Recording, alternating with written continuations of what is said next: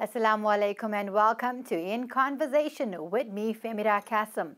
Joining me this week are representatives from the Kathrada Youth Club, Irfan and Dawood, who will share with our viewers updates on what they have achieved so far. Welcome, Brother Irfan, and thank you for joining us today. Assalamu alaikum. Thank you so much for having me once again. Such an honor to be on ITV and to share the platform with you. You're most welcome. And thank you for joining us, Brother Dawood. Jazakallah so much for having me today. Assalamu alaikum to everyone, the viewers and your family. Wa alaikum salam, Brother Dawood. Brother Irfan, I've been following the foundation and see that you have been very busy. Before we start unpacking your activities, please share with us how you got involved with the foundation. Okay, so it was a while back. I, in fact, joined the foundation as a participant in the youth leadership program. And that was in my matric year, actually, so 2014. And that before that, I was involved at a very minimal level, I attend events and so on.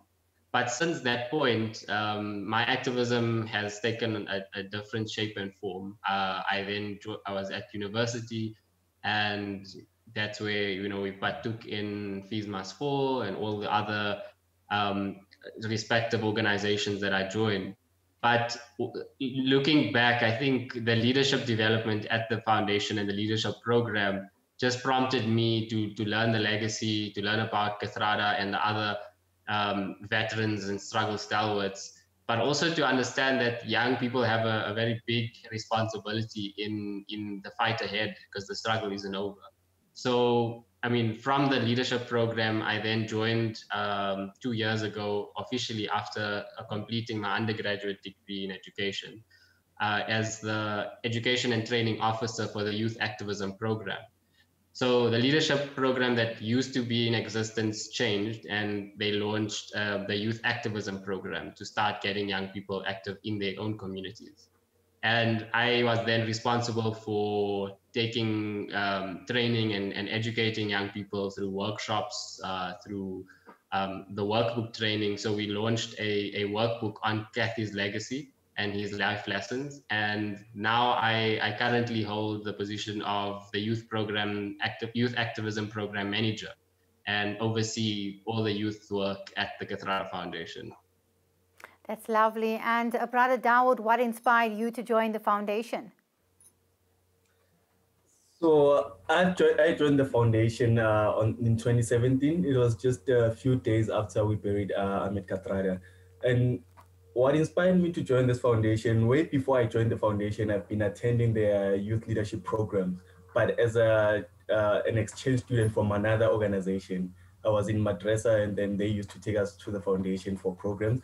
So I actually fell in love with their programs because I love activism and I wanted to make a change in the community and in the country as a whole. So joining the foundation was a way for me, a stepping stone for me to start my activism work. So that's how I joined the foundation. I started there as a volunteer. And how did your family feel about you joining the organization? Well, I joined it while I was still in madrasa. So my family were in Limpopo then, and they didn't know I was part of this foundation and everything. But then they only knew about it when I started working here as a permanent staff member. Yes, and then feeling about it, they were excited for me being part of this foundation because they saw the work that it's doing, and they felt that me being part of that foundation will actually make me grow as a young activist. And Brother Irfan, you seem to have been involved in quite a few activities. How did you manage to juggle being part of the organization and your studies? I mean, and you joined during while you were in matric. So how did you juggle all of this? So many people ask me that question, and even the young people I train now, and I don't have a definite answer. I think for me, I've been very intrinsically motivated for a long period. I'm a very passionate person about what I do and always keen to contribute. So I tend to join many things at once, and to an extent, it you have to sort of drop something. So for my social life, to an extent, that's something that I had to put aside to continuously build on the organizational responsibilities I had. So it started with Crescent's Cricket Club when I was organizing young people to join and play cricket instead of, loitering around and not being any active in their youth. And then it was at university where I was on the MSA at campus, at the Medical School and Education campus, and then subsequently voted on as the National Secretary General of the MSA Union. But in that space, it was also dealing with the Palestinian solidarity movement and the organizations there. It was dealing with other development organizations and relief organizations like not Gift of the Givers, SANZAF, who do annual feeding programs. It was engagements around, Ramadan programs, the local masjid that I had. But for me, ultimately, it came down to what does service mean? And for me, I had to find a balance between my studies and, my contribution towards society. And I think I managed to strike that balance for a number of years quite well. But as I grew older, I realized that, I needed to look at how do I narrow this down so that my speciality or my focus area is solely on youth development, because that's the thing I'm most passionate about. And then the other things will come on the side when they need my support and so on. That's when I could offer it to them. So that's why I joined, I think, the foundation to sort of focus and put direct attention on the youth development work and ensure that our model focuses on a much more deeper level of activist training and development rather than just the surface value stuff. And I'm grateful that I have the opportunity now to do that in a much more constructive way than before.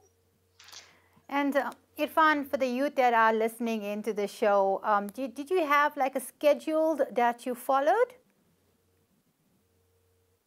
Yes, I think it comes with a lot of organization. You have to manage your time well and know your strengths and weaknesses. I know I said I joined in matric, and that's a year that most people feel very stressed, and exams already just give you pressure where you don't want to consider anything else. So what I did was, especially with my subject areas that I was strong in, I knew I would not need as much attention there. And it's about organizing yourself well. So using the tools you have to your advantage. My cell phone, for example, is a very important tool for me because if you look at my WhatsApp, there's groups, there's the calendar, there's email, and you learn these soft skills that allow you to navigate life better. In general, it's life rather than just my activism, because you'd be able to filter in your time for your studies, your responsibilities to your family, and all your other duties. And it's making sure that these tools are effective. So it's not about, I can just pick it up and, say I'm using it, but are we actually making using the best practices for it? So yeah, time management, organizing yourself mentally, it's a lot to prepare. So you have to give yourself that, it's almost like coaching, right? You have to, you tell yourself and speak to yourself and have this deep reflection with yourself constantly. So where you are, in your present self that you have so much on your plate. How do you divide and conquer within the limited space of time that you had? So I think the mental and reflective exercises also are critical to managing all of it at once. So a lot of planning is definitely required, hey? Yeah, 100%. Planning is your base. You need to ensure that you plan well in advance, because the nature of this work is that you're going to have things pop up all the time. And if you're not planned and if you're not adequately prepared, you can get thrown off very quickly. So I think one of the key things is planning in advance, whether it's a week or a month or so, but just having that sense in your mind that something is coming up and I need to just reflect and plan or read up on something and so on. And communication is another thing, right? Because you're dealing with people a lot of the time, you have to be able to communicate in a way that there's clear and open modes of communication. Whether it's, I know it's funny, the other day someone said, in the past you'd call and then you'd send the text, but now we text and then send a call. And using WhatsApp is an effective means of this. So people understand where you're at, and you keep those lines of communication open wherever possible. And Brother Dawood, do you also follow like a schedule? Mine, I would say it's more about discipline. Okay. Everything that Brother Irfan was explaining. If you don't have discipline, you won't be able to actually follow your planners, your schedule, and everything. So you must have a personal discipline whereby when it's time for this, I leave this and do that. So I think I follow more of being disciplined cadre than anything else. Okay, lovely. We'll be back after this short break with more information about the Katrada Youth Club.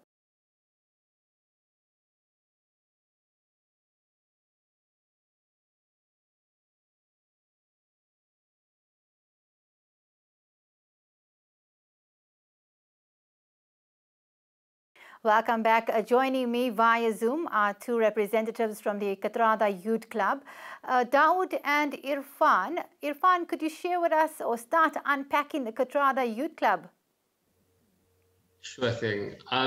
So the Kathrada Youth Activism Program is built on a model that encourages youth to organize clubs in their communities. And the purpose of these clubs is to get young people active and involved in addressing social issues in their localities. So at the core of this is to deepen active citizenry, to ensure a generation of young civic activists are being involved in much broader society. So our program looks to get these clubs organized, and that we build a movement of young people across the country. The ideal, our goal is to have 100 of these clubs by the year 2029, which coincides with Ahmed Kathrada's centenary. And we are already on track. We have just close to 25 of these youth clubs in the province of Gauteng, a majority of which are in the Johannesburg area. So these clubs are spaces where young people come together, they have meetings, they democratically elect the leadership, and through that leadership, they also take on issues. So for now, in the beginning phase, we've seen small campaigns being run around gender-based violence. We've seen things about drives to support young people in their communities who don't have basic necessities like food, like sanitary pads. We've seen some campaigns that deal with dialogue and discussion around anti-racism work, because those are fundamental things that are happening in society that drive division through society. So our young people have taken that task to have discussion and debate and dialogue. And this involves, like I mentioned, anti-racism. It involves gender-based violence, things that are happening at a local level. And going forward, what the vision is that these young activists are able to take on more leadership roles within their community, who are rooted in a value system that is of integrity, that is of honesty, that is this, a similar kind of blueprint that Kathrada himself followed. And one of the key things of this program is to ensure that the legacy of Kathrada is carried on. And just a few weeks ago, I think it's just 3 weeks ago, we commemorated the death anniversary of Kathrada at West Park Cemetery, and many young people spoke. And what the gist of it, this was to say, young people now have the baton, and the baton is passed on to us to forward the struggle, to take forward the challenges that we have, and to ensure that the democracy we live in today is one that works for all, particularly those that are marginalized, that aren't getting the services and treatment that is required or that was enshrined in the Constitution. So it's then a leadership development so that we give more young people platforms to grow, where they can start challenging the status quo that exists, because we've seen throughout history that young people have always been at the forefront of social change. So this, in fact, is allowing these young people a space where they can organize to build a movement towards challenging that status quo that has for too long been a norm in society, where over 50% of young people are unemployed, where poverty and unemployment are still big issues in this country, where inequality still exists to a huge extent. So I think this program is then something that gives young people the tools necessary for doing that type of work and becoming better activists. There's a political education aspect to this as well, that involves workshops, but also an activist school that we launched that is running online at the moment. And thus we invite various speakers to come in and have discussions with young people on these topics about strengthening democracy. What does the Constitution mean? What does local government look like? How do you participate in this democracy? And ultimately encourage that active citizenry, because as a country we exist in a participatory democracy, and if people don't participate, then leaders get away, or those responsible and those who have a duty to serve and deliver on services are not held accountable for their actions. So we want to rewrite the script and ensure that young people are at the forefront of the social change that we need. You mentioned earlier that you like to deepen active citizens. How do you basically do that? So one of the things is ensuring that, so the clubs are not social clubs, right? We based it on a model that looks at youth activism clubs. So if you join knowing that you're going to be an active contributor, you're going to be an active member, so that you can ensure a change in your community. And we try to do this from a localized level first, because once they have a grip on local issues, they start understanding the systemic injustices and the systemic problems that exist in the country. So deepening active citizenry, it's through the activist school and the workshops and training that we give and provide. And through that training, it's understanding what is the role of a citizen in this country.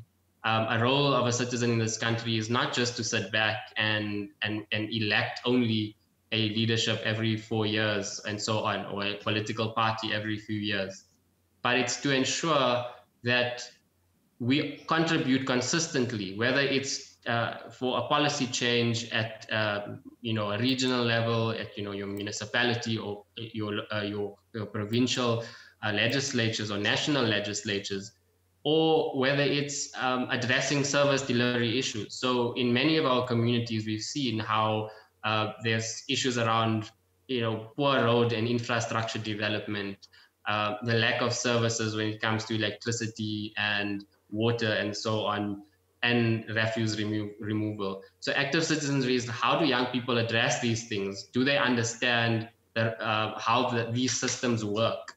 So for example, a councillor is not somebody who's going to come patch a road, a pothole. A councillor is somebody who's elected to represent your community at council, who then needs to fight and engage the entities responsible for that delivery to ensure it's adequately done. And where it fails, that person has to go and fight in various committees and in council to ensure that services are delivered, because ultimately all citizens, whether it's at a local level or the country, are contributing towards through their various taxes, through their various rates, and so on. So for us, it's that training and education, which is a fundamental aspect of firstly understanding this, which I feel schools, in fact, don't adequately address. We have a life orientation curriculum, and I qualified as an educator and majored in one of those subjects. So I know how poorly the education system in itself is dealing with active citizenry and encouraging young people to learn and participate in the democracy that we have. And what are the challenges that you're having at the moment with the organization in terms of getting the youth out there, especially now with COVID? It's quite difficult, I must say. immensely difficult. With COVID, our work is very practical. It's on the ground. It's involvement of people and space. So, in the immediate lockdown, we couldn't do as much as we'd like. But what we do is respond by we almost responded immediately. And I'm reminded on my Facebook memories that, we hosted so many Facebook live sessions so quickly into the lockdown, and we were quick to respond and adapt to the new normal, as they say. And these sessions were basically to get young people to learn about different topics, particularly around healthcare, around what COVID, what it means, and how we should protect ourselves. And then subsequently on a number of other issues. So on Freedom Day, on Youth Day, we hosted a number of rallies and so on. And then towards the end of last year, we I think as the lockdown regulations were decreased, we were allowed to do more physical engagements, and we then picked up where we left off sort of a year ago, and that was to engage young people in their communities, to see what's needed, to start getting them structured again. It's important to know that young people are very it's not an easy group to work with, because there's so many competing challenges that you're dealing with. Young people are dealing with your schooling and education, economic issues. So whether you post school and want to start finding jobs and start providing for you and your families, there's interest in your sports, your cultural activities, and so on. So to get young people to contribute actively is a very difficult task. But we've seen a huge step up, and young people from the Lowly Youth Club, for example, are self-fundraising. In fact, this weekend, they'll be doing a fundraiser to raise funds for young people in their community who don't have school shoes. And in Fine Town, for example, they rose to the occasion and started doing some form of relief work where they supporting, in partnership with other organizations, are doing a feeding drive. So we have seen since the ease of the lockdown, some changes, and the activism is starting to pick up. And our intention now is to say, okay, next in line in our program is to get them ready and geared up for the local government elections that will be coming up soon. And yeah, that will be another task that will be sitting on our shoulders. And Daud himself, who is a coordinator, will be able to speak about his own engagements physically in the communities that we work in. Okay, I want you to just hold that thought. We'll be back just after a short break.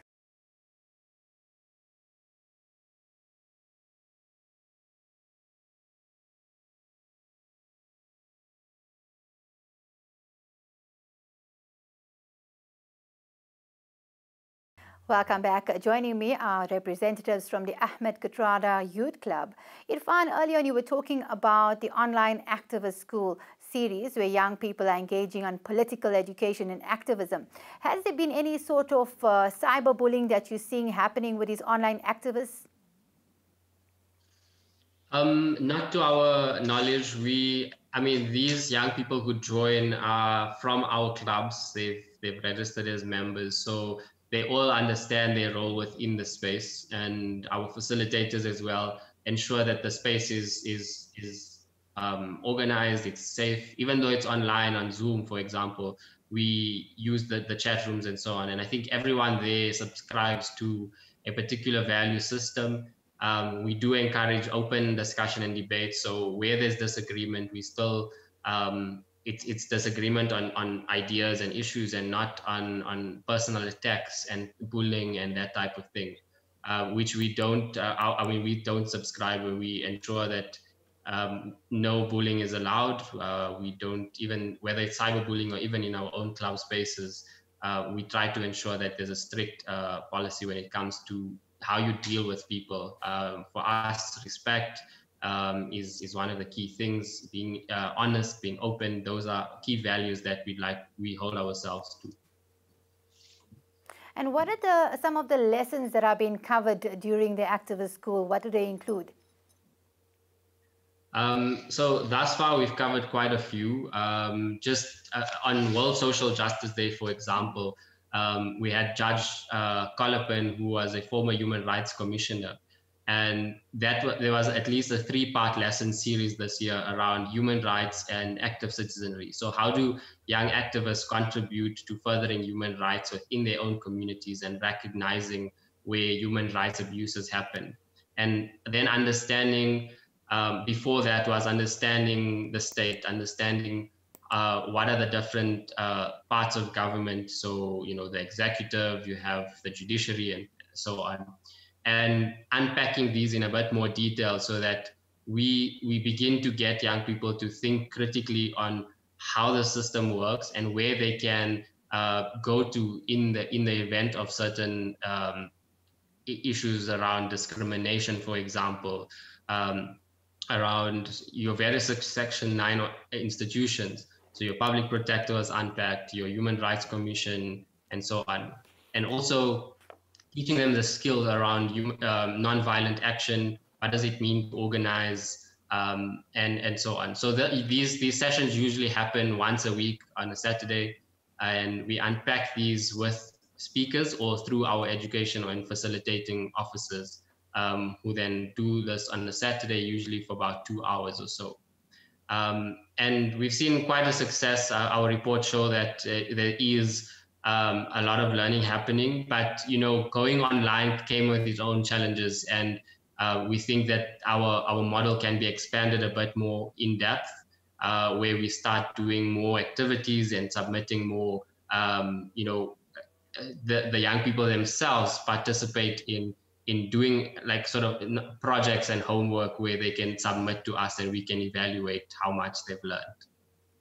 And Brother Dawood, Brother Irfan mentioned that you're involved with the local government elections planning. Can you tell me how is that going so far for you? So I think maybe it was trying to say that we've started the initiation with the IEC, where we got our young people into the to observe the local elections that happen, the by-elections that happen. He's actually dealing with the elections that are coming up.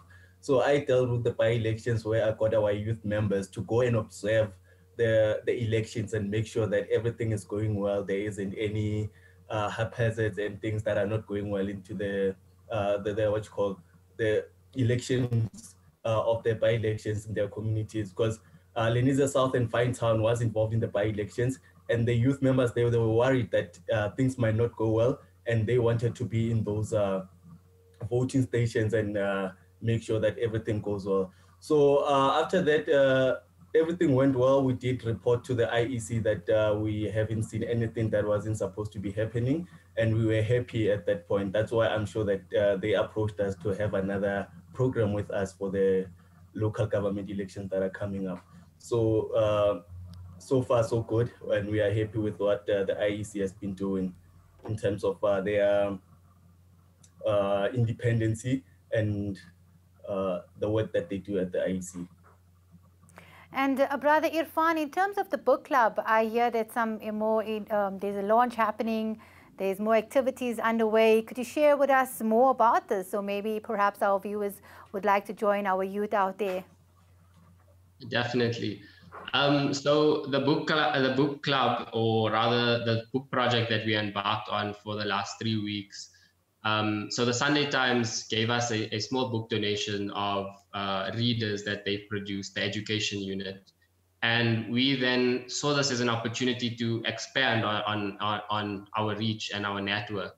And thus far, over 10 sites. So these are, by sites, I mean schools, preschools, creches, ECD centers were able to be reached through this project thus far. And we were able to donate readers and so on. What we also found is that many of our young people, I spoke about the education element, were coming to us and saying, look, we love this program, but we'd also like opportunities to get more literature around different topics, and particularly around history, activism, social justice, and so on. And we then started collecting books, and there's been quite a significant contribution towards this project. And we hope to launch this on World Book Day, which is the 23rd of April, if I'm not mistaken. And this library will serve as a space for our young activists in club, in our clubs and our young members to come through, take a book, read it. And I think the goal for us is so that once they read the book, is to do a sort of session in the youth club on unpacking what they learned. So sort of summarizing, having a discussion around this, to also expand the knowledge and experience of these youth clubs and youth members. We know education is a key part. We know reading is a very important element to learning and growing as an individual. So we want to move away just from the individual to say, read the book, but contribute towards a broader project where you can take what you learned and implement it in your areas. So we've almost have a full cabinet of books. There's been an outspread. We're working with local organizations as well. So the former MEC for Roads and Transport in the province, Dr. Ismail Badi, who's also a board member at the foundation, runs the Our Reading Tree project. And we've partnered with him to do distribution as well. So there's many contributions that are coming in, and people as far as Cape Town and Durban has also asked, do they have drop-off points? And we don't have that as yet because of capacity. But thus far, our offices, as well as there's a drop-off point at Church Street in Mayfair, where anyone can drop off books, and then we'll make use of this. And if there's books that are usable for schools and other organizations, we'll then get that to them. So that ultimately summarizes the book project that we have been engaging in thus far.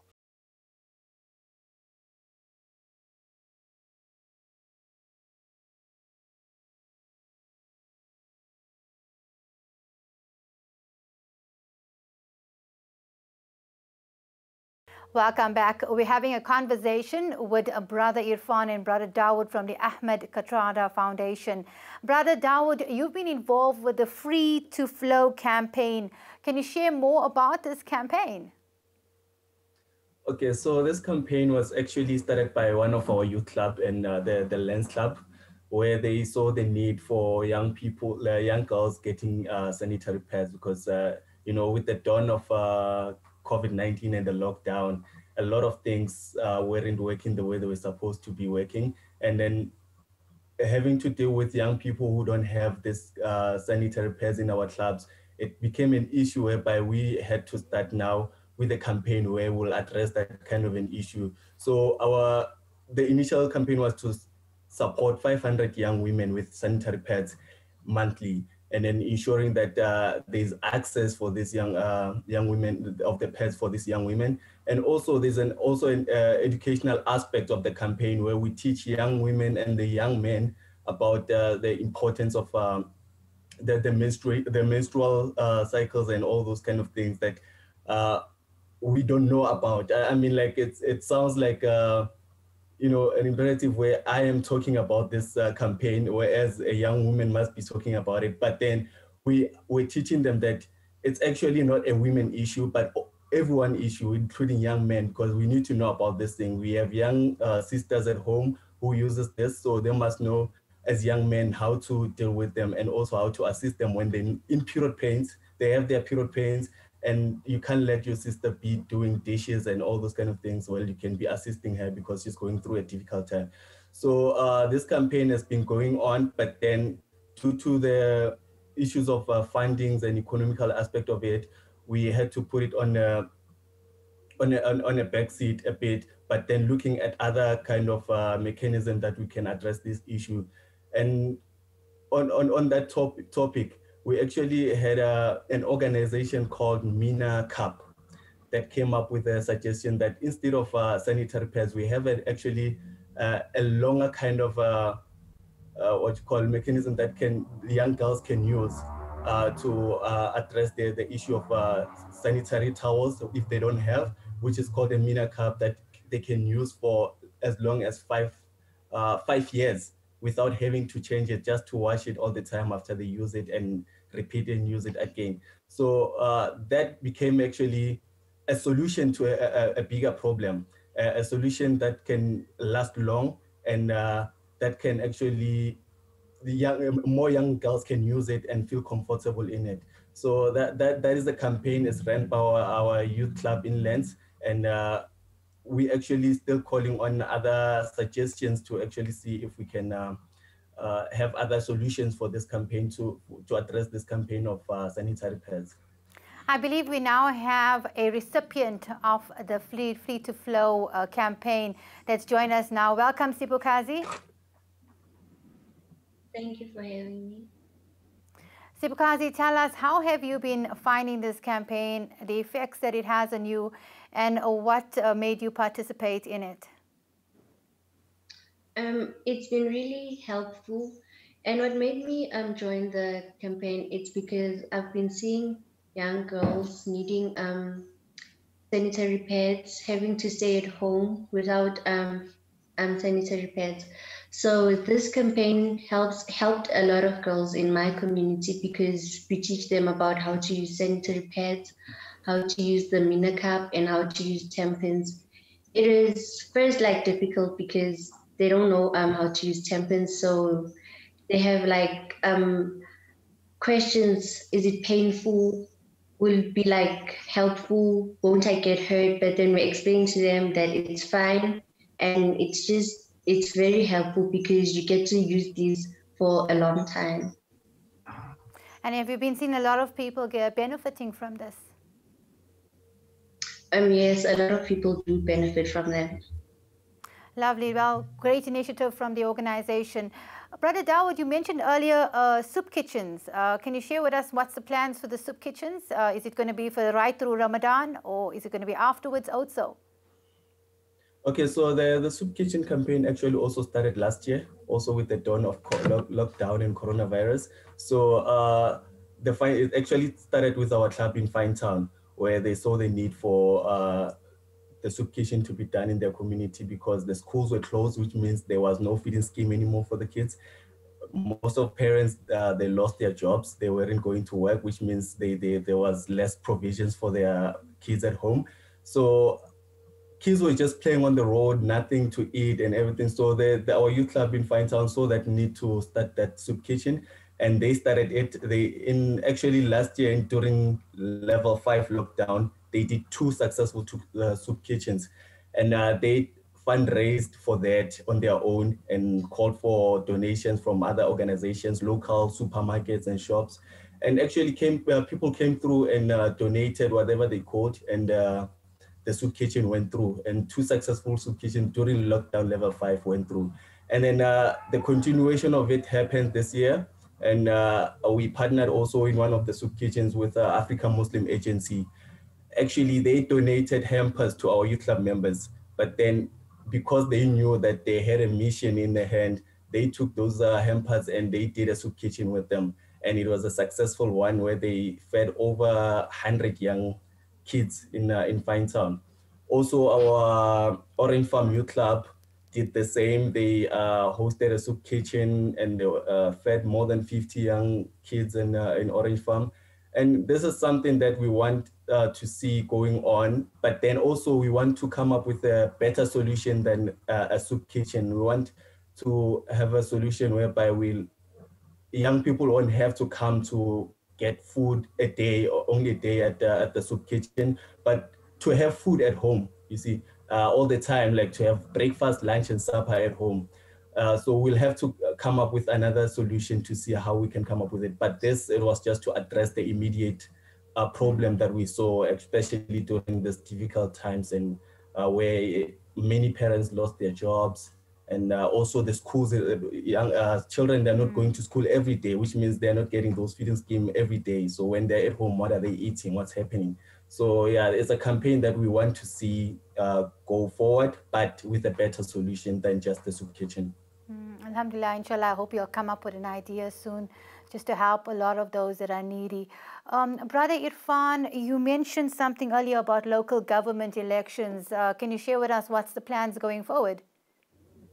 Yes. So within all our youth clubs, one of the key things that we found is young people are not disengaged as people assume them to be. And we've partnered now with Accountability Lab as well as Activate Change Drivers. So a number of other youth organizations who will be participating in this program. or rather this project, and kick-starting it off in our clubs and in other parts of the country, where young people start holding discussions and debates with local candidates who want to stand for election, local political parties as well. And the whole project aims to ensure that in the process of elections, young people's voice is heard, young people's voice is carried out, because we are a youthful population. And majority of the young people are going to bear the brunt of the decisions that are made now and into the future. And it affects our development most. So I think it's about ensuring young people are contributing actively, not just as observers, as my colleague has said earlier, what we did before, but take it further and start debating, to start challenging and holding those elected officials or those potentially elected officials to account. And this needs to be through manifesto engagements, to lobby for local councillors to take forward the issues of young people in their areas. Many, for example, don't have access to libraries, access to sports facilities, and these are things that young people need for their development. So on our end, it's going to be organizing these discussions and debates and encouraging local media houses, local organizations partner with us as we take an endeavor in this project, because ultimately it's to the benefit of all who live in our communities, because we want elected officials who are going to be service driven, who are going to be held to account, who are going to be available and constantly engaged in issues of the community, and not just where the glitz and glamour comes about.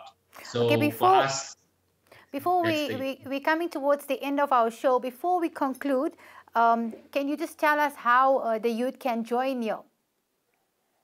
How they can join us? So on our website, we have a link to the youth program. There's a membership tab where anyone can join and sign up. For now, it's throughout Gauteng that we have areas, Johannesburg and Gauteng. If they don't come through there, and if they're from other parts of the country, they're welcome to still contact us via email, youth@kathradafoundation.org, or on our social media at Kathrada Youth. And we'll be hosting a number of events that they can join freely, whether as a member or not.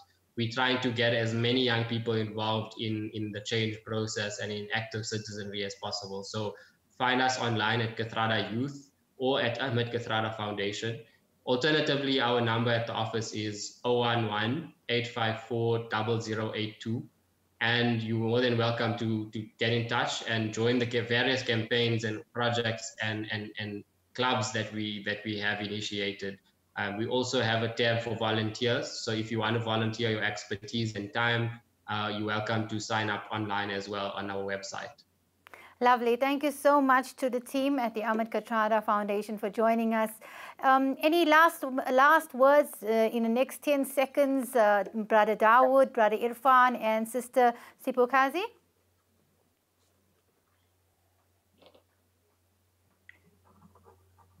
Okay, from my side, I can just say that this is the platform for young people to come and enhance their activism within. We are all activists. As long as we are in our communities and we have issues that we are fighting for, we are activists. And if you want to enhance that activism within you, this is the platform at the Ahmed Katrada Foundation. You've heard how to join. Please come and join us. Brother Irfan? I'd like to leave a message to the youth that they should remember that if we do nothing, if we say nothing, then we're all responsible. So they should try to join youth campaigns and try to make a change in our country. Thank you so much. As Sipokazi has said, it's a space for young people, and we encourage you to do, even if you don't join us, take action as young people, because the country, the continent as a whole requires us to be active, to hold ourselves to a higher standards, to a higher value system, and ensure that we deliver a country that is based on justice, equality, and that respects the freedom and dignity of all people. Thank you so much for having us.